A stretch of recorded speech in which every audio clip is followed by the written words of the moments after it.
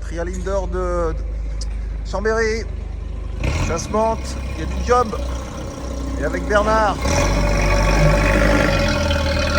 Allez Bernard, on y croit. T'es prêt? T'es prêt pour ce beau trial? On attaque le montage tranquillement. Allez, c'est parti.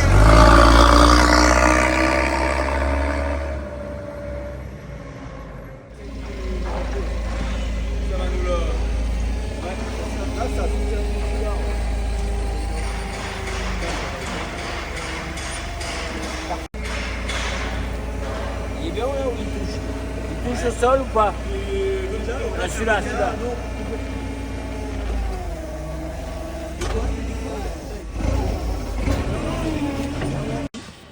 De là, ils sautent là, ils partent là et que ça aille plus vite. Parce que si je leur laisse trop dur, ça va pas marcher. Les pieds, il faut faire Un obstacle là, tu vois, et autant. Voilà. Et après, le troisième tour, 3 pilotes, comme ici.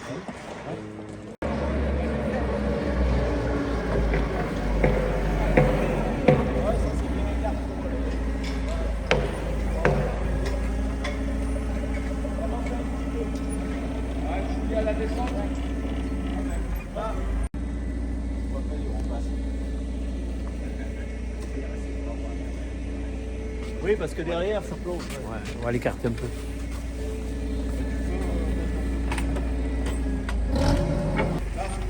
Reviens. Elle revient après. Là, c'est bien. Là, t'es top.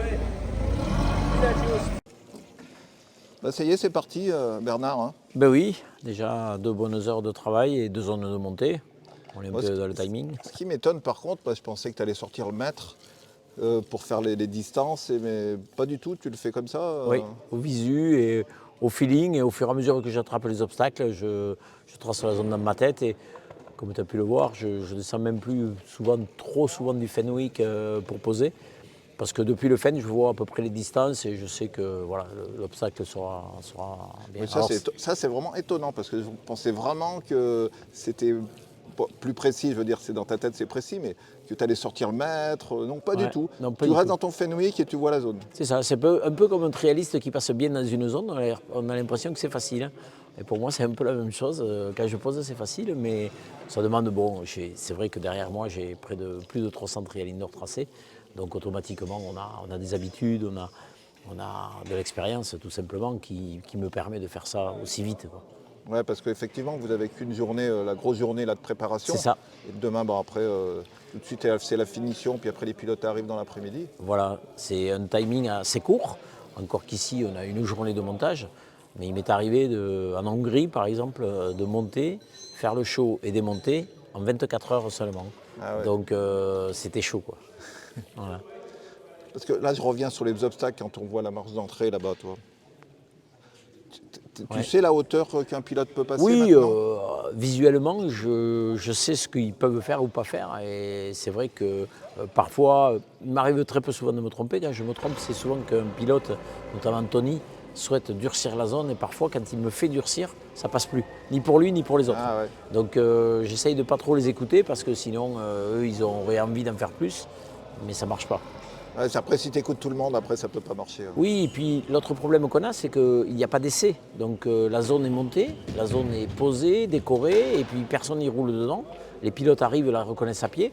Donc bien entendu, s'ils l'essayent 3-4 fois, on pourrait faire des choses extrêmement difficiles et ils arriveraient à y passer. Mais comme ils ne la passent qu'une seule fois, il faut qu'au premier coup ça passe. Ouais. Et puis il faut que ça reste le spectacle quand même. Absolument, le public est là aussi pour voir des pilotes faire de la moto et voir des motos passer dans les obstacles. Si toutes les motos, tous les pilotes ne franchissent pas les obstacles, on ne pourrait pas imaginer un Grand Prix de vitesse moto avec tout le monde par terre au bout de 4 virages. Ouais. Donc c'est un mélange, un équilibre vraiment. C'est ça, un équilibre difficile. entre la difficulté, la sélection, parce qu'il faut qu'il y ait quand même des zones sélectives, pas trop facile non plus, parce que à un moment donné, si tout le monde fait 0, on ne peut pas comparer la difficulté des zones. Mais là aujourd'hui, j'arrive à... Parfois je me trompe, c'est vrai, mais c'est assez rare quand même. Oui, parce qu'au niveau des pilotes, effectivement, tu as quand même, bien qu'ils soient tous de très très haut niveau, il y a quand même une différence entre Tony Bou et puis celui qui arrive d'un TR2. Ouais. Donc il faut quand même que tu arrives à ce mélange pour que tout le monde puisse... Oui, absolument. Alors, ce que tu viens de dire au niveau des TR2, il faut savoir aussi que depuis l'année dernière, j'ai fait rentrer beaucoup de pilotes du TR2 et aussi surtout de jeunes pilotes comme Gabriel Marcelli, Busto, Busto qui roule depuis quelques années Toby déjà, Martin. et Toby Martin, Agas André, qui sont des jeunes pilotes. Et ces jeunes pilotes n'avaient jamais trop participé à des trials indoor et pour certains pratiquement jamais. Et aujourd'hui, on se rend compte que dès qu'ils pratiquent cette discipline, qui pour moi est une discipline complètement à part du trial classique, on se rend compte qu'ils font vite des progrès et qu'ils s'améliorent très très vite sur la discipline.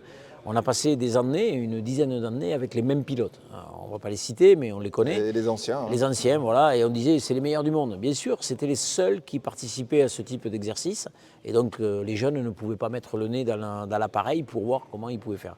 Aujourd'hui, on se rend compte que si on amène des jeunes pilotes, on l'a vu la semaine dernière à Toulouse avec Agnol Gelabert, qui nous a fait un parcours exceptionnel, et qui a fait des choses super sympas. Toby Martin qui est au bon niveau maintenant. Agas André qui a fait aussi des résultats. Il ne faut pas oublier que Toby, l'année dernière à Chalon, a terminé quand même 3e sur le podium de Chalon, sur une manche championnat du monde. Ça veut dire qu'ils ont un potentiel et qu'il faut continuer à les faire rouler. Et puis c'est la jeunesse, le trial, il faut y penser. Hein. C'est ça, c'est la jeunesse. Et si on ne fait pas venir des jeunes, on n'aura plus de trial dans quelques années. Allez, bon, je crois qu'ils t'attendent. Oui, j'y vais. Allez.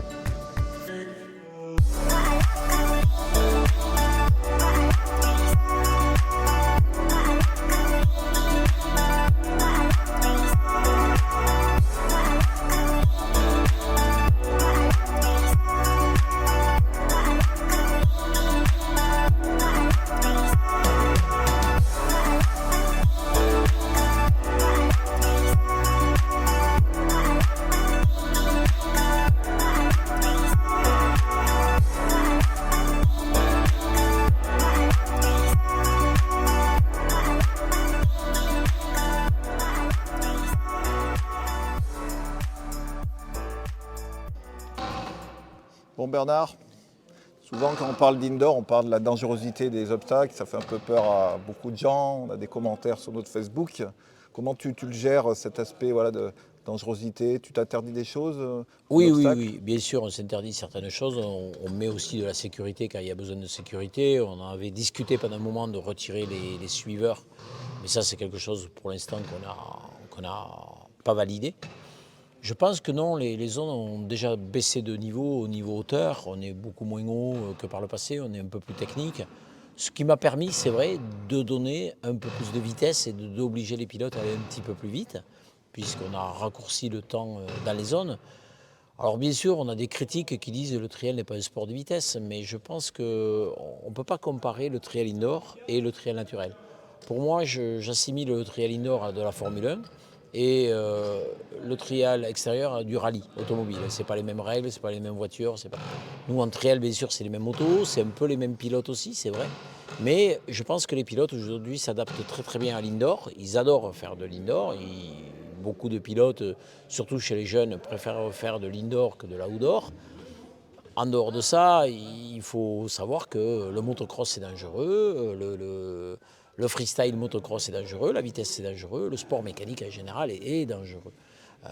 Voilà, maintenant... Souvent d'ailleurs, quand je parle avec les pilotes, ils me disent vous avez plus peur pour moi que moi quand je suis sur la moto. Oui, bien sûr. Même moi, parfois, lorsque je trace un obstacle, j'ai l'impression d'avoir tracé un obstacle infranchissable.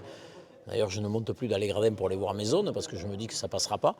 Et ça passe. Donc c'est vrai que les pilotes aujourd'hui ont une capacité incroyable pour rouler dans ce type d'obstacle. Et c'est pour ça aussi que je m'attache à faire rouler des jeunes très vite dans ce type d'obstacle pour qu'ils s'habituent à cette particularité de l'indoor où il faut de l'équilibre, où il n'y a pas droit à l'erreur quelque part. En trial naturel, il y a toujours de l'espace autour pour se rattraper. Trial indoor, non. Donc il faut vraiment régler ce problème de faire rouler un maximum de jeunes et de nouveaux pilotes pour qu'ils s'habituent et qu'on ne soit pas dans le cadre de la dangerosité. Je crois que ça passe par là. Donc on a vu que tu nous as dit que tu avais fait rentrer des jeunes pour faire renouveau. Puis notamment, tu as un peu innové avec un peu de grincement dedans, avec cette zone de vitesse. Pourquoi tu as choisi ce... Non, ce n'est pas une zone de vitesse. Je crois que les gens, ils n'ont pas... Alors, j'ai dû mal m'exprimer. Ce n'est pas une zone de vitesse. On raccourcit le temps pour effectuer le parcours. C'est-à-dire que les pilotes, Par le passé, on leur donnait 6 minutes pour 6 zones, par exemple, ou 5 minutes pour 5 zones. Aujourd'hui, on va passer sur 4 minutes pour 5 zones ou 3 minutes pour 4 zones. Mais ces zones-là qu'ils vont faire dans ce temps-là, c'est des zones qu'ils auront déjà effectuées au premier tour. Donc ça veut dire qu'ils auront déjà fait un test de la zone, ils auront pratiqué la zone. Et là, on enlève une grande partie du risque, car ils savent ce qu'ils ont à faire, ils savent comment ça passe, ils savent comment ça monte la marche, ils savent comment ça descend.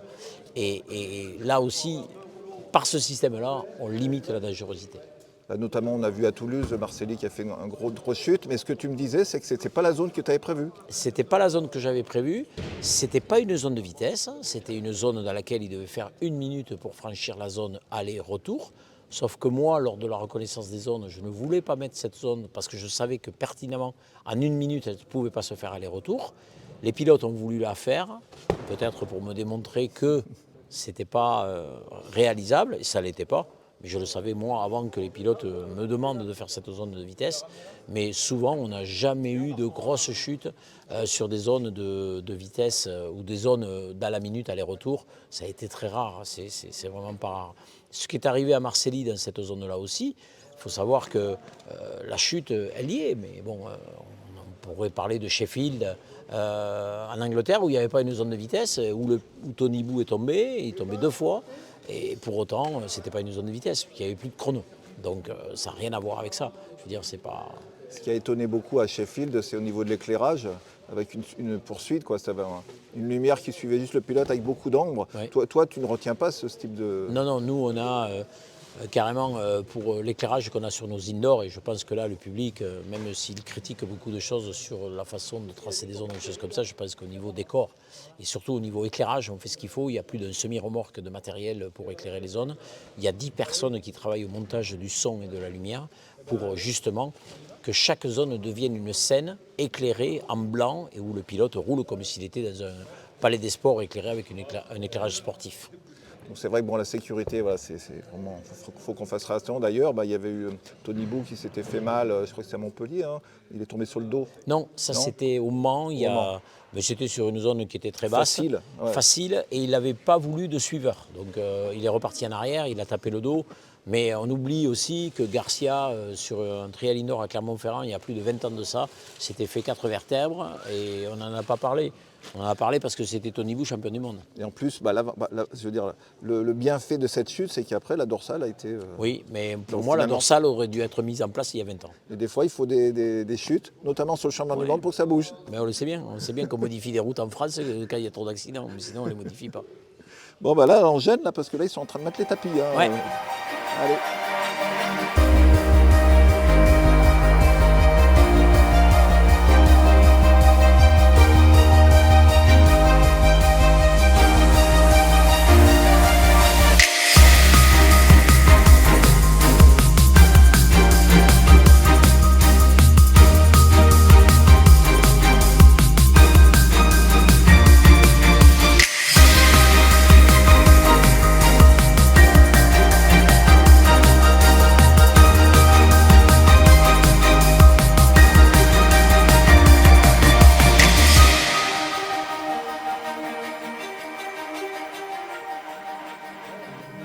Allez, c'est parti, voilà. Là, on est jeudi soir, là. Finalement, vous avez bien bossé, Bernard, hein? Oui, très content, bien aidé par le club, le TCA, exactement. 73. TCA 73, qui nous ont donné un coup de main exceptionnel et qui sont très motivés pour leur première participation au Trial Indoor de Chambéry. Et puis bon, là, on voit, c'est la finition, parce que voilà. Oui, un petit peu les peintures, la peinture, regardez, là, c'est nos patrons en chef qui connaissent bien. Exactement, et c'est vrai que c'est important aussi la décoration pour un événement comme celui-là. Le public est là aussi pour venir voir un spectacle. Et voir de belles choses. Parce qu'en plus, on a vu, il y a toute la partie lumière. Ça, c'est quelque chose qui ne fait pas partie de la salle. Hein. Non, c'est un aménagement que nous faisons nous-mêmes à chaque événement. Autant sur les X-Trial que sur les épreuves championnat du monde ou Trial Indoor internationaux, pardon. Et c'est vrai que ça demande beaucoup de moyens. Ils viennent d'Agen. Voilà, de ma région. Un semi-remorque complet de lumière. Oui, absolument. Avec des suiveurs. Regardez là, ils nous font un petit. Absolument, parce qu'il est important pour le public aussi d'avoir l'occasion de voir les pilotes dans une belle lumière, un show de présentation, mais aussi après une vraie scène de compétition avec un éclairage sportif. Ouais. Et comment t'es arrivé au trial, toi? Oula, je suis arrivé au trial par une déception d'une soirée étudiante qui s'était mal passée. Ah, Et nous nous sommes retrouvés avec un copain avec l'idée d'aller faire de la moto dans les Pyrénées. Et donc on est allé faire de la moto dans les Pyrénées, mais on ne savait pas comment faire de la moto dans les Pyrénées. ah bon? Et donc on s'est dit peut-être des motos de trial. Et à l'époque, Bultaco était à Toulouse. Et nous sommes partis l'après-midi, un samedi après-midi, acheter 2 Bultaco. Voilà. Et puis le lendemain, on s'est retrouvés dans la forêt à essayer de faire du trial. Mais on n'y arrivait pas parce qu'on avait 1,7 kg à la roue arrière, 2,1 kg à la roue avant. Donc c'était quand même assez problématique. Et le week-end d'après, je suis tombé sur 2 trialistes pyrénéens qui savaient faire de la moto et qui nous ont initiés au trial. Très rapidement, j'ai acheté un magasin de moto pour vendre des motos de trial. À l'époque, c'était Fantic et SWM. Et puis voilà. Et puis un jour, avec le Toulouse Trial Club, dont j'étais le président, D'accord. on a décidé de faire un trial indoor en 1983 au Palais des Sports de Toulouse. Donc c'est pour ça que là, cette année, quoi, tu viens de faire les 40 ans. C'est ça. Incroyable, C'est ça. hein. 40 ans d'indoor. Ouais, 40 ans vraiment, d'indoor, là, plus de 380 organisations depuis le début. Donc 380 Ouais, à peu indoor, près, t'as fait. 382 je crois. Et dans le monde entier, Saint-Pétersbourg, Hong Kong, Sao Paulo, Birmingham, la Hongrie, la Roumanie, l'Italie, voilà, un petit peu partout. Puis maintenant, tu es délégué aussi au niveau de la FIM. Pas délégué, Non, je tu suis fais le quoi? promoteur du Promoteur. championnat du monde de X-Trial Trial. pour la Fédération internationale de moto, dont la première épreuve sera le week-end prochain déjà à Barcelone. Ouais. L'ouverture du X-Trial 2023. Exactement. Et j'ai fait ma petite fiche parce que j'ai regardé Toulouse. Alors, ce qui est étonnant, 83, premier Andreu Codena. Andreu Codina, le vainqueur, oui, un vainqueur surprise, alors que participaient déjà à cette époque-là des Gilles Burga, Eddie des Lejeune. Lejeune, Bernie Schreiber, Steve Saunders. Voilà, et puis après sont arrivés Donato Miglio, Diego Bossis, Graham Ouais, on les Jarvis. voit tous, hein, Bernie, Thierry Michaud, Ouais. Diego Bossis, Jordi Tarès après le roi, Tout à qui fait. gagne au moins 5 ou 6 C'est ça, c'est ça. Et puis Bruno Camozzi qui le gagne également une année. Voilà, 2 Français à l'avoir gagné, Thierry Michaud et Bruno Camozzi. Les autres ne l'ont jamais gagné. Voilà, et puis maintenant, depuis bientôt 15 ans, Tony Bou qui a pratiquement gagné. Parce à chaque qu'après, fois. j'avais vu, il y avait Graham Jarvis, Graham Jarvis, oui, qui a gagné. qui est le roi Absolument. de l'enduro extrême. Hein. Absolument. On a eu des Robert Crawford, on a eu Alex Wigg, le jeune actuel anglais. de Toby Martin. Ouais. Voilà, on a eu vraiment des pilotes incroyables sur ce trial indoor de Toulouse qui a réuni à chaque fois les meilleurs pilotes du monde. Il les a tous connus, les champions. Et puis aussi Adam Raga, bien sûr, Adam Raga, bien entendu. qui a gagné 3 fois. Ouais, un petit clin d'œil à des 2004, 2005, Français. 2006. Aussi Pascal Couturier, Ouais, qui a Pascal. participé, Gilles Siamin. Voilà, qui c'est qu'on a eu d'autres? Ouf, je les ai plus en Puis tête. Dougie Lampking. Dougie Lampkin, bien entendu. Tu as connu vraiment les grosses vedettes, champions Oui. du monde, Ouais, comme bien sûr, bien Jordi sûr. Tarès, Ouais, Thierry absolument. Michaud, Jordi Darès, C'est ça. Doug Lamping. Ouais. Et puis maintenant le roi, incontesté Tony Bou. et incontestable, Tony Pour Bou. l'instant, oui, c'est vrai. Alors, on lui met des bâtons dans les roues en invitant maintenant sur le X-Trial des jeunes trialistes et qui seront aussi à Chambéry demain soir avec Jaime Busto, Benoît Bincaz, Le local. le local de l'épreuve, mais aussi des nouvelles nations avec Agasson André, qui est quand même une référence maintenant dans le monde du trial, champion du monde de TR2. TR2. Il va rester en TR2 d'ailleurs l'année prochaine, ce que je regrette un peu, j'aurais préféré le voir en trial GP. Voilà, Toby Martin, qui était aussi un garçon qui va très très bien. Un Et jeune puis Anglais. le grand retour de Matteo Grattarola, l'italien, un peu le voisin de Chambéry. Incroyable, Matteo, qui était retombé en Terre 2. On a dit, voilà, après il va finir sa saison. C'est ça. Il remonte Oui. en trial GP. Trial GP, Et il fait rate les de peu podiums. le podium du trial X-Trial en 2022, de très très peu en Andorre, il se rate un peu. Et donc perd cette place-là, mais ça aurait pu faire un beau palmarès. Après, la première victoire en 2007, c'était un jeune catalan, hein, Tony Bou. Tony Bou, ouais. Et je crois que depuis, il a tout gagné. Ouais, il a gagné tous les indoors à Toulouse. Je crois qu'il en a Depuis laissé- 2007. Hein. Ouais, depuis 2007, ça fait Voilà, près de 15, 23 16 mois 2007, ouais. vous faites Bah, le je compte. crois qu'il a autant de titres champion du monde que ce qu'il a gagné de c'est trial ça, indoor à donc c'est Toulouse. 16. Voilà, c'est ça, absolument. Et là, Ouais. Tony Bou, alors qu'est-ce que tu peux nous dire sur Tony Bou, quoi? Toi, tu as tellement vu de pilotes, qu'est-ce qu'il a d'autre que tous ces grands pilotes champions? Franchement, parfois, je me pose des questions. J'ai l'impression que j'ai tracé une zone impossible, irréalisable. Il le fait avec une facilité extrême. Je crois que c'est un garçon qui a un talent incroyable. Est-ce que l'âge va le rattraper et lui mettre un peu de difficultés? Je ne sais pas. Mais en tous les cas, il reste encore le meilleur pilote au monde. Si même Busto pointe son nez, et attention à Marcelli, à Gabi, qui peut-être le déranger. Ah ouais, le jeune qui vient d'être embauché sur le team Montesa CRC. C'est ça, absolument. Je pense que c'est un garçon qui a un gros talent. Il nous a fait une petite peur sur Toulouse, mais il sera en forme, je pense, à Barcelone. Eh ben parfait. Eh ben merci. Puis, Merci. Et puis de toute façon, on sera là demain pour cette fameuse trial, le trial de indoor de Chambéry. Hein. Voilà. Et puis, restez sur Trial Club parce que je vous ferai une surprise. On va vous donner un film rétrospectif des 40 ans de Toulouse. 40 ans de Toulouse par Estripo. Voilà. Et à un moment, je crois que tu as même versé un peu l'alarme. Hein, quand un petit peu. Un petit peu. C'est ton fiston qui l'a fait, je crois. C'est vrai. Allez, bah merci. Et puis, on vous attend à Chambéry. Allez, tous à Chambéry. On fout le pétasse dessus. Parce que plutôt que prendre le risque, moi je voulais juste essayer. Ouais, mais t'es pas. Tu l'as un petit peu. C'est bien. Ouais. Ça, alors on fera.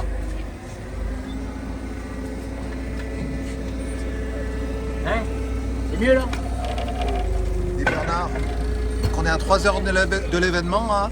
Il y a encore les pilotes arrivent et ils te demandent un petit peu des... Juste sur un obstacle, rien de méchant. Ça les rassure, non? Oui, puis bon, c'est vrai qu'on met un véhicule au milieu, il fallait éviter de la casse. Donc, un peu pour la sécurité. Exactement. Hein, mais sinon, voilà. Bon, ça va. On voit c'est Benoît Bincas qui arrive. Voilà, ils ont retouché un peu cette dalle jaune. Sans regarder, ça reste pas facile, mais. Ah, ils vont remettre le Raptor en place.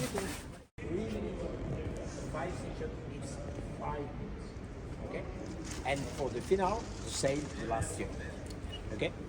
You are all okay for this system, for the World Championship? Not so bad?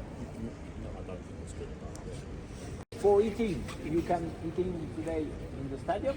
They are at 6 o'clock. The competition beginning at 8:30. Okay? And the door open at 7 o'clock. It's necessary up the.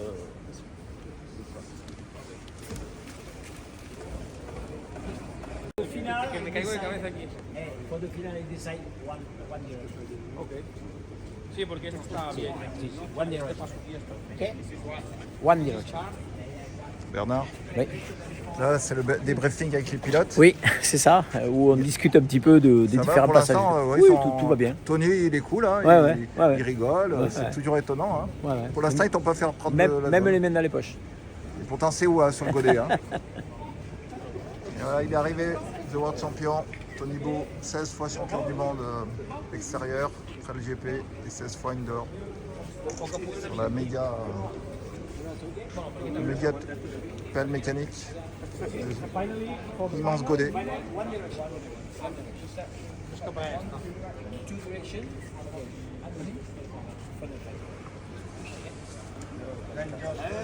The first lap, the first section. Okay, in this direction. Okay, if we go here, we cannot touch this one for the first lap. Okay. For the first lap, you cannot touch this one. For the second lap, it's free. You can jump from here, here, here. Okay, it's not necessary pass here. You make what do you want? This one no at the first lap. Second lap, it's free. Right, interdit. We cannot touch this one. It's okay? The second lap at the Ravens, for me, I think. Vaig pujant, marcaré calcio. Et ouais, Tony Bou en reconnaissance. C'est sympa hein, de voir Tony sur ces zones. Oui, toujours. C'est toujours un plaisir pour moi, qui suis fan de trial, d'avoir le meilleur pilote au monde de tous les sports mécaniques d'ailleurs. 32 victoires, 32 titres champion du monde. Ouais, ça fait plaisir que ce soit aussi un peu mon copain. Et donc, en plus, là, on voit que tu es speaker en plus de l'événement. Oui. Tu as toujours fait ça, speaker? Non, pas au début. J'étais un peu trop timide, mais maintenant je le fais et j'aime bien ça parce qu'en définitive, c'est l'aboutissement de 2 jours de travail, de la mise en place des zones et puis après d'accompagner les pilotes dans leur show. Voilà, multicarte, Bernard. Bah, il faut le faire. Dans le prix, il n'y a pas d'argent, on le sait. Allez. witness estem dal luxe.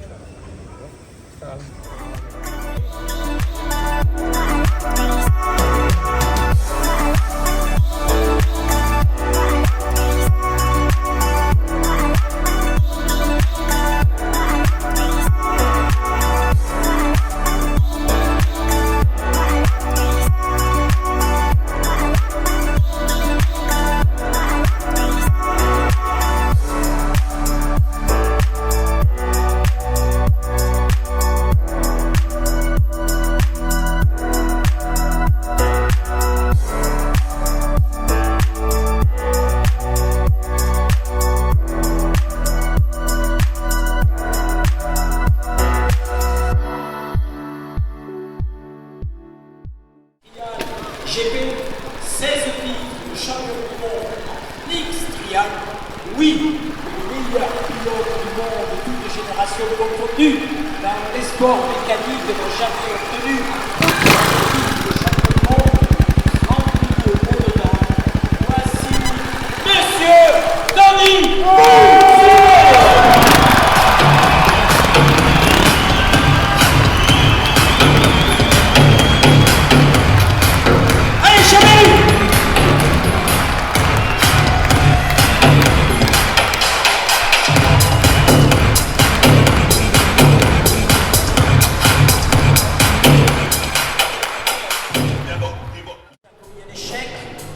que va nous faire Benoît. Allez Benoît, c'est parti pour 5 minutes, 5 zones. Mais il faut les faire monter. Allez, ouais. Vous l'aider.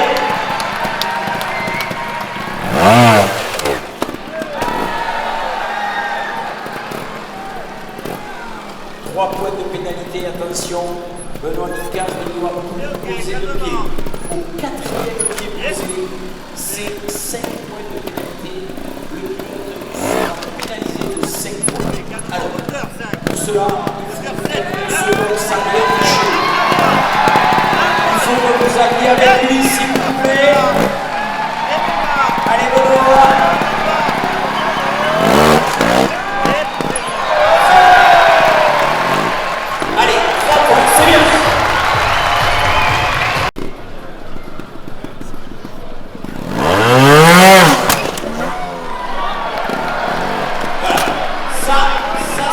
Izquierda para punta. Seva enrere 2. Esquerra 1. Esquerra 1 puede. Atrás. Ah, joli. Alors, vous avez vu ce qu'a fait le pilote? Vamos hasta el máximo. Derecha 2. Baja. Perfecto. La línea negra es corte 2 derecha. Parfaitement bien décomposé de la part de Rainer.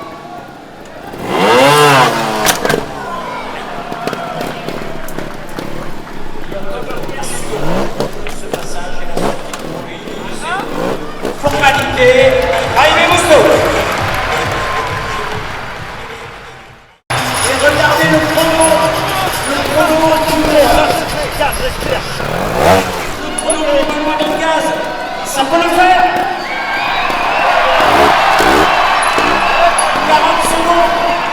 40 secondes seulement, il faut l'aider à Benoît. Il faut l'aider. Allez.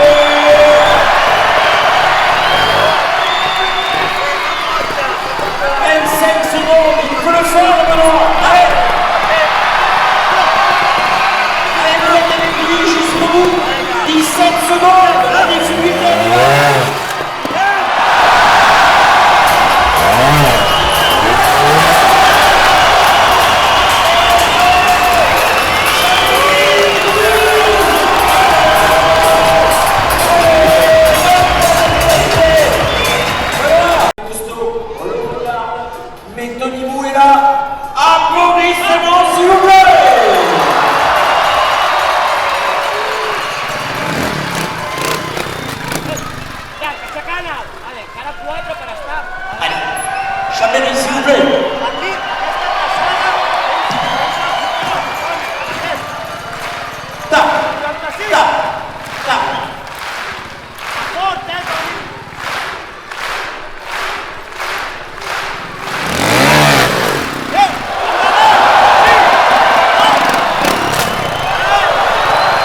Fais du bruit, Chambéry.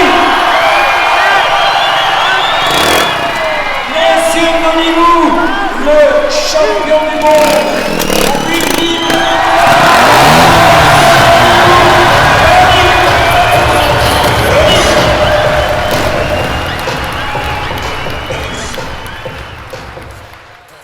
Et applaudir ces champions.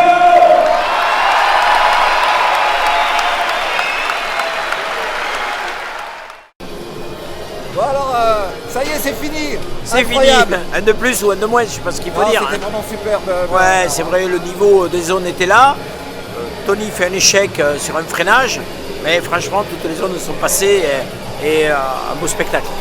Et puis en plus, c'est vrai que ta formule avec 1 minute et après avec le chrono de la fin, ça dynamise, le public était à fond. Hein. Ouais, même au deuxième tour, où souvent le deuxième tour était un peu lent, là on a senti le public à fond sur le deuxième tour, avec des chronos incroyables, quoi. Quand on voit Tony qui fait 1 minute 40 ou je crois quelque chose comme ça, à la fin du deuxième tour, pour faire 4 zones, c'est vraiment incroyable. Bon bah bravo hein. Et puis on te retrouve à la 41e année. Ouais, c'est ça. Bye bye. Bye bye.